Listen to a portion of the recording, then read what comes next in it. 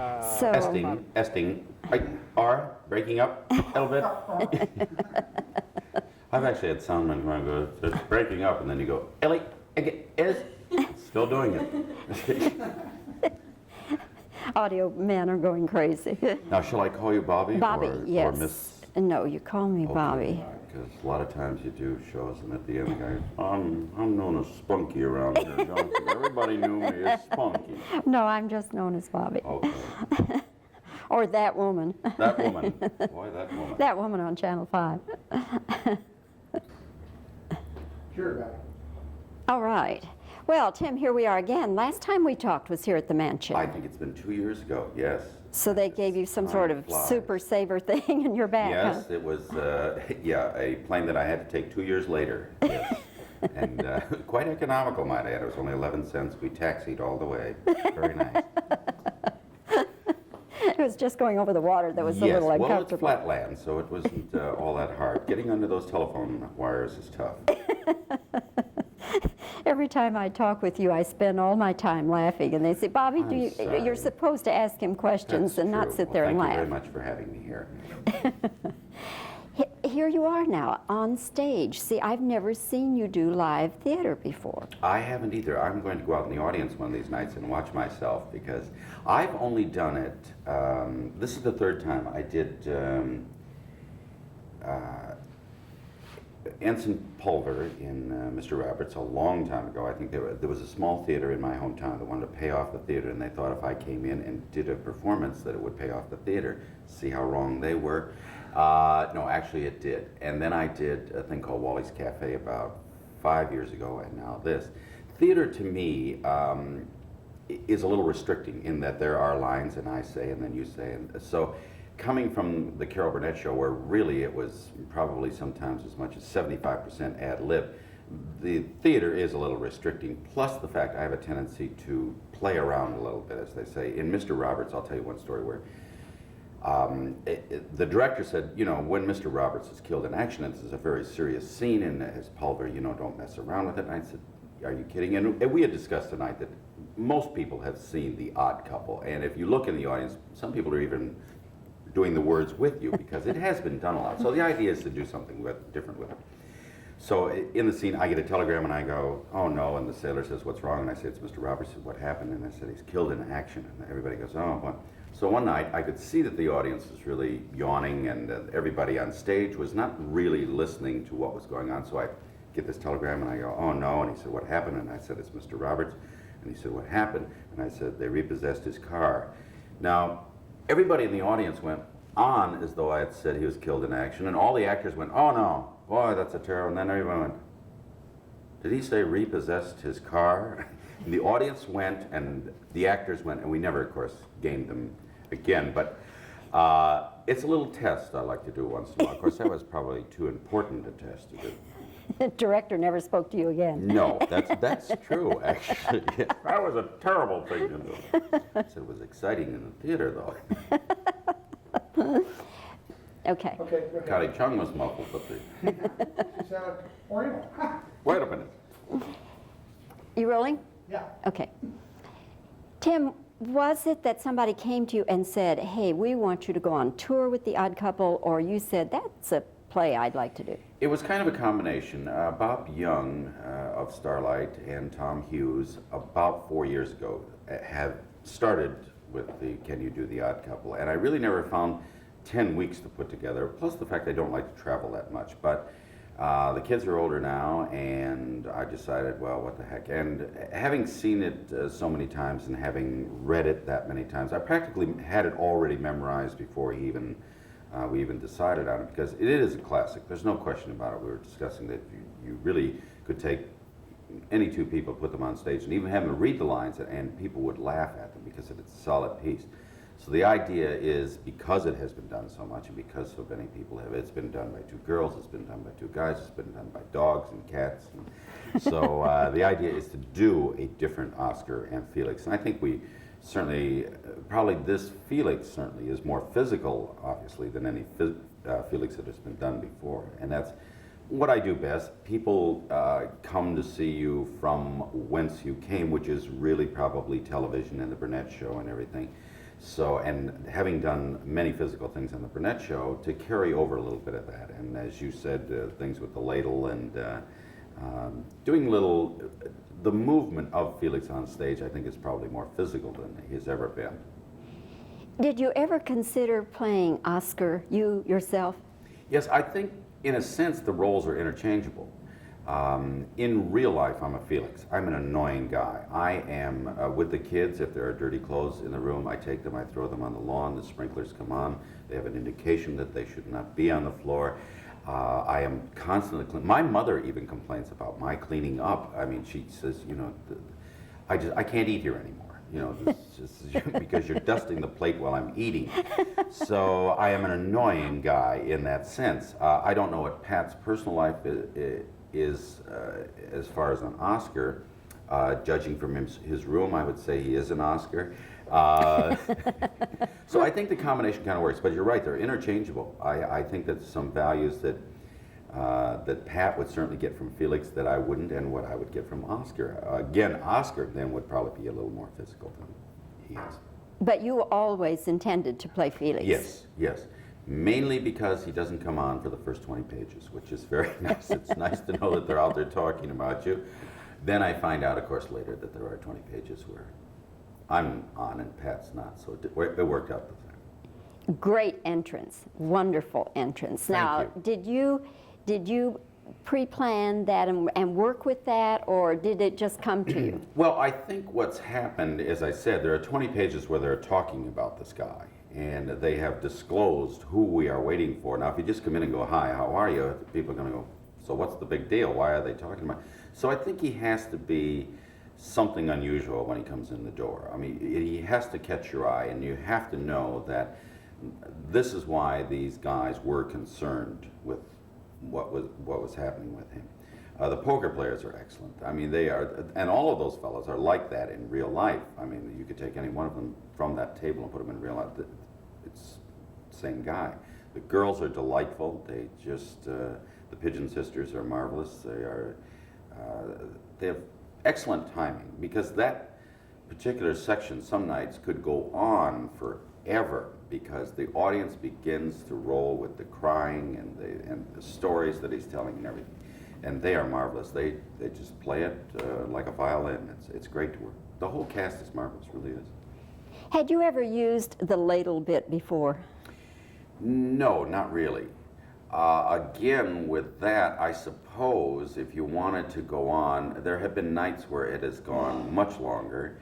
I try to judge it kind of, not to put a bit within a play, because I think that would be a cheat a little bit. I mean, what I am doing with that, obviously, you could take that out of the play and do it somewhere else, and it would be a little bit. Or you could do it on the Burnett show or something of that nature. So it's kind of unfair to really go on with it too long. It's kind of unfair to the girls who are coming in, because you don't want to ruin what's happening here and the whole idea of the play. But there are little pieces along the way that I find that a nice little taste works.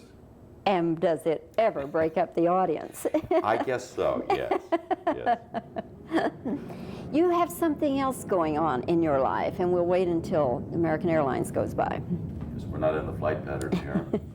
This is one that goes in the air, it doesn't go Yes. on the ground. Oh, that's unusual. We didn't have a movie on the way. We had a high school play, which was very nice. It was very unusual to see all those wonderful children, and they were marvelous too. But Just pull right up to the playground. sure, look out the window. People look like ants. They are ants. Oh, I'm sorry. You've done it again. All right, Bobbie, compose yourself. Yes. Yes. My goodness Tell me gracious. to compose myself. Yes. Yes. Okay.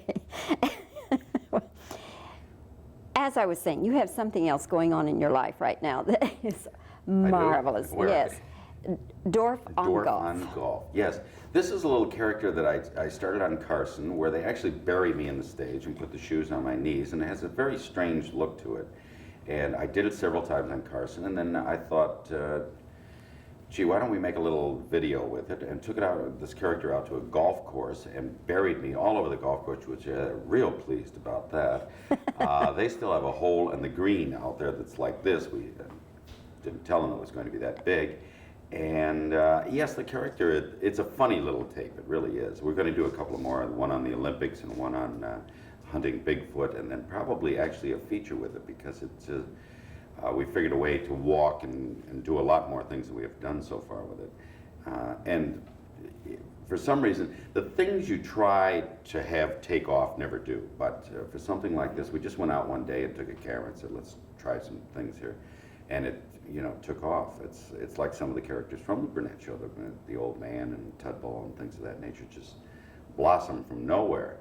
One of the sketches on the Burnett Show involving Tudball was really meant to be a one-time only, where we had a secretary who had an intercom, and I was a writer on the show, and she couldn't figure out how to work it. So you would say, hello, Edna, and nothing. So you go out and, Edna, would you push the talk button down so that you can, oh yes. And then you come back and talk, and she would always have the talk button down and go, hello, hello. So from that evolved a sketch about an intercom, really. And the character of Tudball and Mrs. Wiggins were in that sketch, and then they just kind of went on to have a life of their own. And this kind of the Dorf character is the same thing. I'll probably have to cut my legs off now to continue. Well, I was just going to ask you, is it uncomfortable to do that for long periods? No, not really, because in reality you're standing up and you have the support behind your legs. So when you sit down, it looks like you fall down. And when you leaned, it doesn't look like a person could lean that far without falling over. So it's a very strange look to it. And I did it kind of for Johnny, really, for Carson, because we're kind of friends, and I like to do something that is unusual when I go on a show, rather than sit down and talk about how dull my life is. And as a matter of fact, it's so dull that the Inquirer has only written one article about me so far, and it was a nice one. They said he's such a nice guy. And everything. So they have nothing. They can't. I wish I could find something. So I just kind of did it for him, and it kind of, he thought it was funny, and he started thinking of things that this character could do, a basketball player or whatever, and away it went. What was your inspiration, though? Well, again, doing physical comedy, I decided that it would have a strange look if you could do this. We had tried it once before where I was on my knees and had shoes on my knees, and it really had a funny look to it, and I thought, gee, if you could somehow figure that out so that you could bend a lot more, and then obviously if you just stood in the ground and buried yourself, it would have a very strange a look, and you would have complete control of yourself. So that's where we went with it.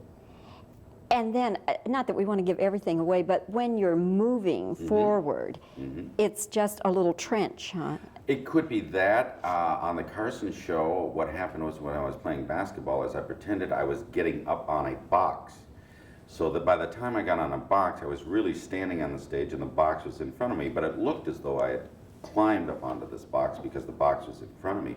And then there were 2 holes in the ground, obviously, but we had them, when I got out of those holes, to put the floor back, so that when I moved the box, in other words, it looked like I was carrying the box as I was going, there were no holes in the floor, and people were absolutely amazed as to how this was done now. So it's still very confusing to people when they see it, and even when you tell them how I do it, they don't believe it. No, that is not right. Okay, so I cut my legs off. We knew that. I told Martha that you had cut your legs off. Do you have a special effects man for Dorf who just sits around? Just sits around digging holes, yes. Yes. When we did it at the golf course, I said we're going to dig a couple of holes, and the guy said, okay, fine. We didn't realize that the holes probably are 3 by 3 and 19 inches deep, so he was very pleased that we had a tractor out there digging these holes on his greens, and I probably won't be doing anything out there ever again. And the lawsuit is pending. Yes, well, of course. Okay. Tim, as always, it's so much fun to be with you. It's a pleasure to see you again, and you look so attractive. You know, as I said when you come in, most of the times I'm sitting down with the news guys who have been at fires and have smoke all over their face. Well, Tim, how you doing? By golly, welcome to Texas. But geez, you look delightful. Thank you. Nice to see you. Thank you. You're out there smoking. I am, if I ever lose this job, I'm going to hire out as a laugher. Just just go to the theater, You'll pay never me lose $50 this a job. night to sit there and How laugh. long have you been here? I've been here since God knows when. I even lose Yes. track. I've been doing this over 20 years. 20? Over Oh 20 my years, gosh. yeah. Gee whiz. But Reaction, Bobbie.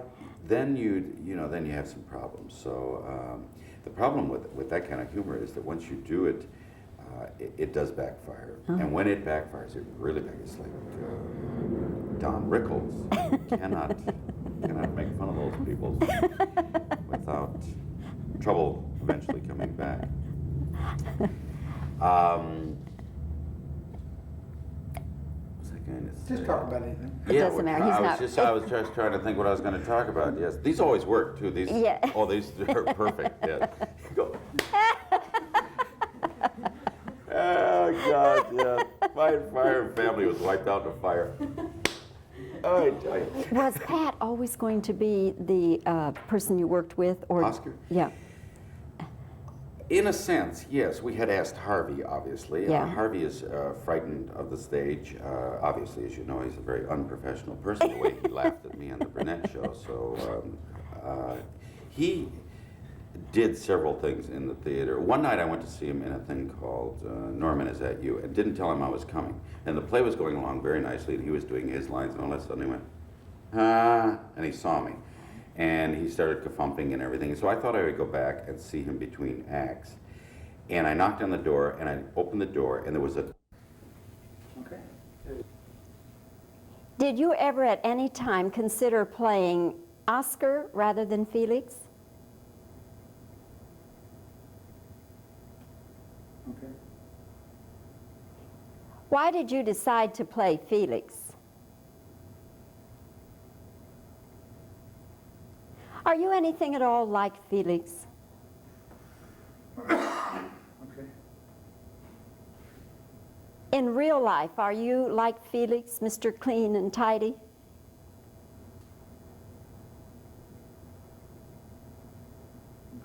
Was the ladle bit anything that you have ever used before?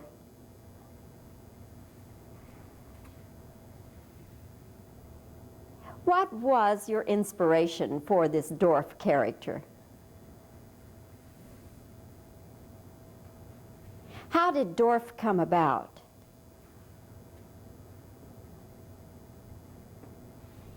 Actually, how does this Dorf thing work?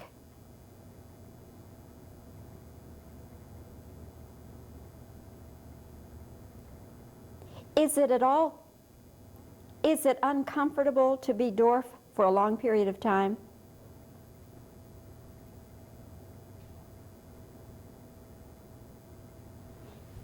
Now, when you went to this golf course, you had to kind of tear it up, didn't you?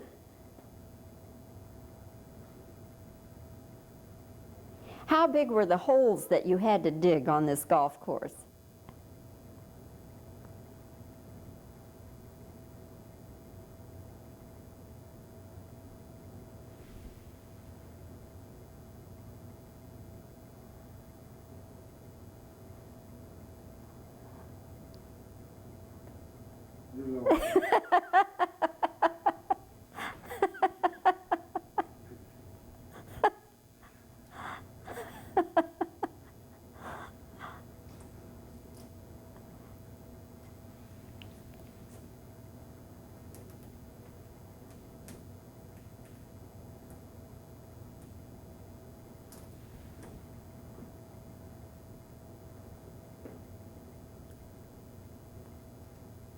Okay, that ought to do it.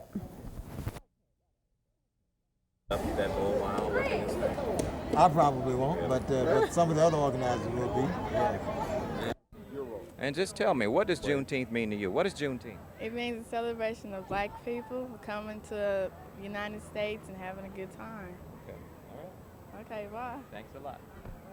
Let me tell you, what does Juneteenth mean to you? It I'll means hold it. I'll hold the it. celebration Start of. over. What does it mean to you? It means a celebration of when black people were free and they weren't slaves anymore. Thank you. Tell me, what does Juneteenth mean to you? It would mean a lot to me and stuff. It's a tradition that everybody, enjoys and stuff.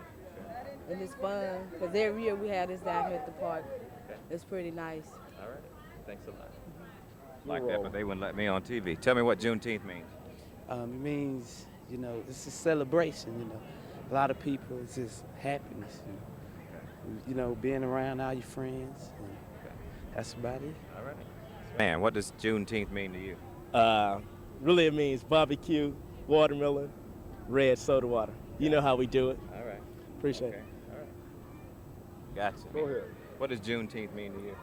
It's a way to show the black spirit to me. Okay. That's all it is. All right. What's your name? Quentin Morris. Okay. All right.